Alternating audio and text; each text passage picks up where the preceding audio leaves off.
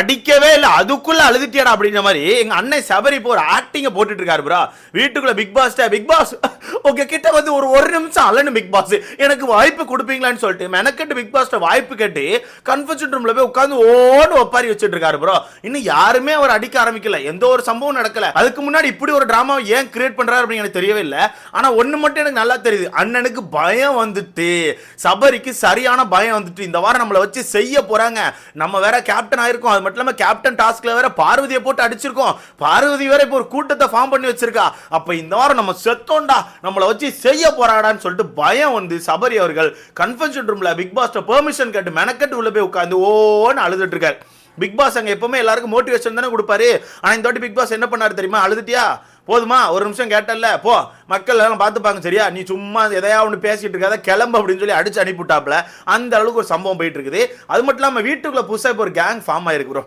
எனக்கு தெரிஞ்ச அந்த கேங் வந்து கண்டிப்பா டாப் 5ல வர முடியும், அதனால உறுதியா சொல்ல முடியும். ஏன்னா அந்த மாதிரி ஒரு கேங் ஃபார்ம் ஆயிருக்குது. முக்கியமா பார்வதி கையில பக்காவா ஒரு பவர் கிடைச்சிருக்கு. பார்வதி மட்டும் இந்த கேங்கை பக்காவா யூஸ் பண்ணாங்கன்னா பார்வதி டாப் 5ல வர்றதை யாராலையும் தடுக்க முடியாது. ஏன்னா பார்வதியை பொறுத்தவரைக்கு எல்லாருமே ட்ரிகர் பண்ணி ஒரு கேம் ஆடுவாங்க. காமு மாமா பொறுத்தவரைக்கும் பிசிக்கல் டாஸ்க் பயங்கரமா ஆடுவாங்க.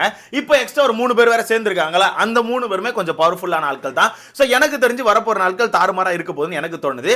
சரி, ஓகே, இந்த கேங் இப்போ ஏன் ஃபார்ம் ஆனாங்க, எதுக்காக ஃபார்ம் ஆயிருக்காங்க, யாருக்கு ஆப்போசிட்டா ஃபார்ம் ஆயிருக்காங்க, ஏன் இப்போ சபரி அழுதுட்டு இருக்காரு, எல்லா விஷயத்தையும் மொத்தமா பார்த்துடலாமா? ஸோ வீடியோக்குள்ள போறதுக்கு முன்னாடி மறக்காம இந்த வீடியோ லைக் பண்ணிட்டு சேனலை சப்ஸ்கிரைப் பண்ணி எனக்கு கொஞ்சம் உதவியா இருக்கும். மறக்காம லைக் போட்டுக்கோங்க. நீங்க போடுற ஒவ்வொரு லைக் வந்து நம்ம வீடியோவை ஒரு 10 பேர் சஜஸ்ட் பண்ணோம். ஸோ முடிஞ்ச அளவுக்கு லைக் போட்டு கீழே இருக்க ஹைப்பையும் தட்டி விட்டு அப்படியே சப்ஸ்கிரைப் பண்ணிக்கோங்க.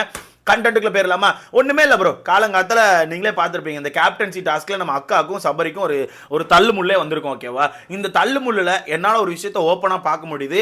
மொத்த சோசியல் மீடியாவும் பாருக்கு இப்போ சப்போர்ட் கொடுக்க ஆரம்பிச்சிருக்காங்க. ஏங்கிறத சிம்பிளா சொல்லிடுறேன். பாரு அந்த டாஸ்க்ல நடந்துகிட்டதோ இல்ல ரூல்ஸை மதிக்காம போனதுக்கோ இதெல்லாம் இப்போ யாருமே கன்சிடர் பண்ணல. இப்போ என்ன கன்சிடர் பண்றாங்கன்னா அது ஒரு டாஸ்க் தான், அது ஒரு டாஸ்க். ஓகேவா? அந்த டாஸ்க்ல இவ்வளவு ரூடா முட்டி இருக்க வேண்டாம். இப்போ அந்த பொண்ணு உன் பாட்டில் எடுக்க வந்தா நீ ஓரளவு தடுத்து நிப்பாட்டி இருக்கலாமே தவிர இந்த அளவுக்கு முட்டி அந்த பொண்ணு இது பண்ணிருக்க வேண்டாம். ரொம்ப ரூடா நடந்துக்கிட்டீங்க, அது ரொம்ப தப்புன்னு சொல்லிட்டு பாருக்கா மக்கள் சப்போர்ட் பண்ண ஆரம்பிச்சிருக்காங்க. இதை ஒரு சைடு பார்க்கும்போது நல்லா தான் இருக்கு. ஆனா இந்த சப்போர்ட்டை பாரு கரெக்டா யூஸ் பண்ணிக்கிட்டாங்கன்னா, சிம்பிளா சொல்றேன், பாரு டாப் 5ல இருப்பாங்க. பாருவை தடுக்கவே முடியாது. ஏன்னா இப்ப வீட்டுக்கு ஒரு கூட்டம் வேற ஃபார்ம் ஆயிருக்காங்களே. அந்த கூட்டம் எப்படி ஃபார்ம் ஆனாங்கன்னா, இப்ப பாரு வந்து வீட்டுக்கு உட்காந்து அழுதுட்டு இருந்திருப்பாங்க ப்ரோ. இப்படி என்ன புல்டோசர் மாதிரி இடிச்சிட்டான் காலை மிதிச்சிட்டான்னு சொல்லிட்டு அழுதுருப்பாங்க. அப்ப காமு மாமா மட்டும்தான் சப்போர்ட் பண்ணி பேசியிருப்பாங்க. அப்ப அந்த இடத்துல டக்குன்னு நம்ம சாண்ட்ரா போய் 2-3 பாயிண்ட்ஸை கலெக்ட் பண்ணிருப்பாங்க. அப்போதான் நம்ம பாரு ஒரு சில விஷயங்கள் சொல்லுவாங்க. என்னன்னா, இப்ப நார்மலா போய் நிக்கிறேன், நான் வந்து அவன் பாட்டில் எடுக்கலாம் போய் நிக்கல, நார்மலா நிற்கும் போது டிம்முன்னு என்ன இடிக்கிறான். நான் ஒரு பொண்ணு இப்போ என்னால் முடியல, அவன் ஹைட்டுக்கும் அவன் வெயிட்டுக்கும் அவன் அப்படி இடிச்சா என்னால் தாங்க முடியுமா? இப்படிதான் எல்லா டாஸ்க்லையும் பண்றாங்க. இது தப்புன்னு சொல்லி சொல்ல வந்தா இது அவன் தப்புன்னு ஏத்துக்க மாட்டேங்கான். அவன் ஏத்துக்கலனா கூட இருக்க கூட்டம் ஏத்துக்க விட மாட்டேங்க. அந்த கூட்டம் மொத்தமா வந்து சபரி கரெக்டா தான் கேம் விளாண்டான்னு சொல்லிட்டு அவனுக்கு சப்போர்ட் பண்றாங்க. இப்படிதாங்க என்ன எப்பவுமே அட்டாக் பண்றாங்கன்னு சொல்லிட்டு பாரு அவர்கள் அழுதோடனே சாண்ட்ரா அவர்களுக்கு ஒரு விஷயம் தோணிட்டு, என்ன தெரியுமா? இப்போ பாருக்கு நடக்குது, நாளைக்கு நமக்கும் நடக்கும். இப்படி இன்னைக்கு பாருப்பா, நாளைக்கு நமக்கு நடக்கும். ஏன்னா அவங்க வந்து எப்பவுமே கூட்டமா தெரியலனா கூட ஏதாவது ஒரு விஷயம்னா மொத்தமா கூடிக்கிறாங்க. மொத்தமா கூடி அவங்களுக்குள்ளே பேசி இவன் தான் கரெக்ட் கொண்டு போயிடுறாங்க. இந்த விஷயத்தை இப்படி விட்டா நமக்கு நாளைக்கு ஆபத்து அப்படின்னு சொல்லி தெரிஞ்சு சாண்ட்ரா அவர்கள் என்ன பண்றாங்கன்னா, நம்ம அந்த கேங்கை ஃபர்ஸ்ட் உடைச்சே ஆகணும்னு சொல்லிட்டு சாண்ட்ரா, திவ்யா, பிரஜன் இந்த 3 பேருமே சேர்ந்து பிளான் போடுறாங்க. 3 பேரும் பிளானை போட்டு அந்த கேங்கை உடைச்சாகணும், சபரியை விடக்கூடாது, சுபிக்ஷா விடக்கூடாது, கனியை விடக்கூடாது, எல்லாருமே ஃபேக்கா இருக்காங்க, எல்லாருமே அந்த கூட்டமா உட்கார்ந்து ஒரு ஆட்டத்தை மட்டும் போட்டுட்டு இருக்காங்க. ஸோ பாரு சொல்றது கரெக்ட் தான், ஒரு டாஸ்க் வந்தா இவங்க ஆப்போசிட் பண்றாங்க. ஸோ இந்த இடத்துல நம்ம ஒரு கூட்டமா ஃபார்ம் ஆகி தான் ஆகணும்னு சொல்லிட்டு ஒரு முடிவு எடுக்கிறாங்க. பட் எனக்கு இந்த இடத்துல ஒரு விஷயத்த சொல்லி ஆகணும். ஏங்க நீங்க தானே குரூப்பிசம் பண்ணக்கூடாதுன்னு சொன்னீங்க, குரூப்பிசம் சொல்லிட்டு, பட் இவங்கள குரூப்பிசம் பண்றாங்க.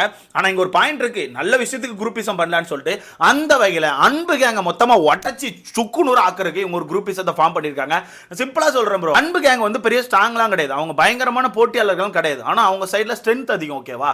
ஸ்ட்ரென்த் மீன்ஸ் எண்ணிக்கை அதிகமா இருக்குது. அதனால வீட்டுக்குள்ள ஏதாச்சும் ஒரு ஓட்டின் அடிப்படையில் ஒரு விஷயத்தை செலக்ட் பண்ணா கூட அவங்க டக்குன்னு ஓட்டுகளை போட்டு எல்லாமே அவங்க சைடு எடுத்துக்கிறாங்க. ஓகேவா? அதை தான் உடைக்கணும்னு சொல்லி இவங்க ட்ரை பண்றாங்க. அதை உடைச்சிடணும், நாளைக்கு நமக்கு ஒரு பிரச்சனை வரும், அதை இப்பவே உடைச்சாதான் சரிப்பட்டு வரும்னு சொல்லிட்டு இறங்குறாங்க. இதுல ஆக்சுவலா அந்த 3 பேருமே சேர்ந்து உள்ள இறங்குறதுக்கான முக்கிய காரணம் என்ன சொல்றாங்க தெரியுமா? ஒன்னு விக்கல் சுக்ரம், இன்னொன்னு சபரி. இன்னொன்னு அந்த அன்பு கேங், அதாவது கனியோட தலைமையில ஒரு அன்பு கேங் இருக்குல்ல, இந்த 3 இதையும் அடிச்சு ஆகணும்னு சொல்லி இறங்குறாங்க. ஏன்னா விக்கல் சிக்ரம பொறுத்தவரைக்கும் உங்களுக்கே தெரியும், சாண்ட்ரா அவர்களுக்கான சீக்ரெட் டாஸ்க் ரிவீல் பண்ணப்போ ஒரு பெரிய ஒரு டிராமா போட்டு இது பண்ணிருப்பாரு. இப்போ அந்த டிராமாவை வந்து சரி கட்டணும்னு சொல்லிட்டு இப்போ வீட்டுக்குள்ள இருந்து கத்திட்டு இருக்காரு. அதனால அதை உடைக்கணும்னு சொல்லிட்டு சாண்ட்ரா சொல்லிட்டு இருக்காங்க. திவ்யா அதுக்கு ஒரு பாயிண்ட் பக்கா வச்சிருக்காங்க. நாளைக்கு இன்னொரு தடவை அவங்க கத்துனா நானே போய் கேட்பேன், என்னப்பா என்ன கத்துறேன்னு சொல்லிட்டு நீ கத்திட்டு இருக்கேன்னு சொல்லி கேட்பேன்னு சொல்லி அவங்க ஒன்று சொல்லிட்டாங்க. அடுத்தது கனி அவர்கள், கனி பக்கா ஒரு நாடகத்தை போடுறாங்க. எல்லா இடத்துலையும் நாடகத்தை போட்டு தான் நல்லவங்க அப்படின்னு மாதிரி காமிச்சிட்டு பின்னாடி போய் ஒரு வேலையை பார்க்குறாங்க. ஸோ கனி அடிச்சாகணும்னு சொல்லி முடிவு பண்ணுறாங்க. அப்புறம் மொத்தமாக அன்புக்காங்க சதைக்கணும்னு முடிவு பண்ணிட்டாங்க. தனித்தனியாக பிரித்து விட்டா நாளைக்கு ஓட்டின் அடிப்படையில் ஒரு விஷயம் எடுக்க போகிறாங்கன்னா ஓட்டு வந்து அப்படி மொத்தமாக ஒரு ஆளுக்கு போகாது, கண்டிப்பாக பிரிஞ்சு தான் போகும். ஸோ அந்த கேங்கை உடைக்கணும்னு சொல்லி முடிவு பண்ணிட்டாங்க. இதில் பாருக்கிட்ட கூட போய் பேசியாச்சு. பாருக்கிட்ட கூட போயிட்டு பாரு என்ன பாரு சொல்ற இப்படி பண்ணலாமான்னு சொல்லிட்டு சொன்னேன். பாருமே இதான் சாக்குன்னு சொல்லிட்டு அந்த கூட்டத்து கூட சேர்ந்துட்டாங்க. கூட்டம் பார்க்க செம ஸ்ட்ராங்கா இருக்கு. ஏன்னா அந்த கூட்டம் இப்போ மொத்தமா பேசி நாமினேஷன் கூட பண்ணாங்க.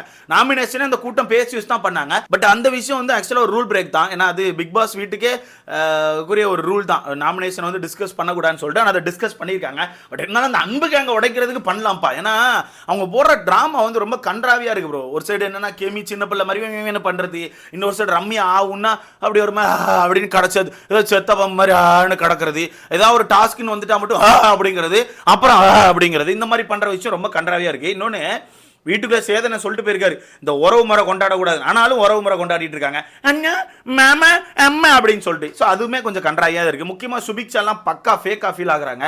அதுவும் இந்த பீட் பாக்ஸிங் ஒன்று பழகிட்டாங்களா, இப்போ பிரவீன்கான இடத்த நிரப்பணும்னு சொல்லிட்டு அந்த பொண்ணு டெய்லி காரி துப்பிட்டு சுத்திட்டு இருக்கு. ஸோ எல்லாருமே கொஞ்சம் ஃபேக்கா இருக்காங்க அண்ட் கூட்டமாக தான் செயல்படுறாங்க. அந்த விஷயத்தை உடச்சாகணும்னு சொல்லி முடிவு பண்ணி கூட்டமாக சேர்ந்து இவங்க ஒரு பிளானை போடுறாங்க.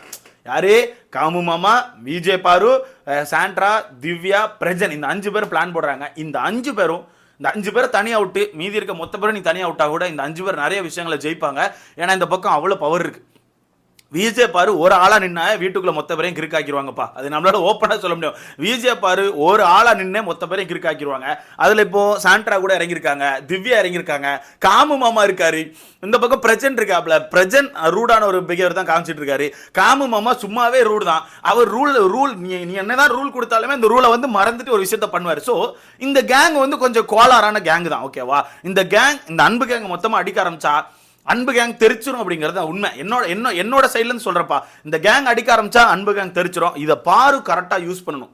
இதை பாரு கரெக்டா யூஸ் பண்ணி கரெக்டா கொண்டு போனாங்கன்னா வேற லெவல் சம்பவம் இருக்கும். பாருக்கான கிராஃப் அப்படிங்கிறது எங்கேயோ பிச்சுட்டு போயிடும். ஸோ இந்த விஷயத்தெல்லாம் பார்த்துட்டு தான் நம்ம சபரி என்ன பண்ணிட்டாப்லன்னா, அவருக்கு தெரிஞ்சு போச்சு, ரைட்டு நம்மளை முடிக்க போறான்னு இந்த தள்ளின விஷயத்தை வச்சு அன்னைக்கு முடிச்சிடறான்னு சொல்லிட்டு பயந்து நாமினேஷன் நடந்துட்டு இருக்கும்போது பிக் பாஸ் போயிட்டு, பிக் பாஸ் என்னால பேச முடியல பிக் பாஸ், நான் வேணா ஒரு நிமிஷம் உங்கள்கிட்ட பேசவா அப்படின்னு கேட்டோன்னே பிக் பாஸ் அங்கிருந்து தம்பே நாமினேஷன் போயிட்டு இருக்குப்பா அப்புறம் வந்து பேசுறேன் அப்படின்ட்டு.